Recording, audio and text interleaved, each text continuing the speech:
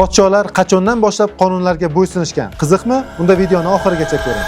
Insoniyatni davlatchilik tarixi 10 ming yildan oshadi.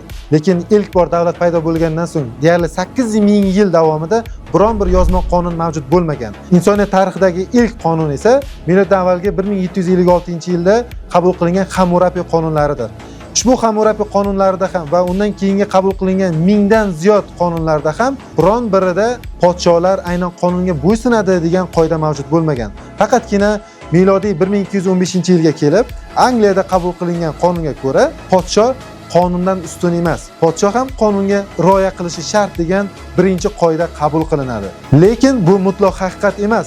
Aslida esa islom sivilizatsiyasida va bizning diyorlarimiz tarixida ancha oldindan boshlab podsholar qonunlarga rioya qilishgan. Misol uchun Ali radhiyallohu anhu xalifa bo'lishlariga qaramasdan bir yahudiy bilan kelib chiqqan nizo yuzasidan qoziga murojaat qiladi. Biroq dalillar yetarli bo'lmaganligi sababli qozi yahudiyning manfaatiga qaror qabul qiladi va xalifa ham ushbu qaroriga rioya qilishga majbur bo'ladi. Sizga shu kabi faktlar qiziq bo'lsa, sahifamizga obuna bo'lib qo'ying.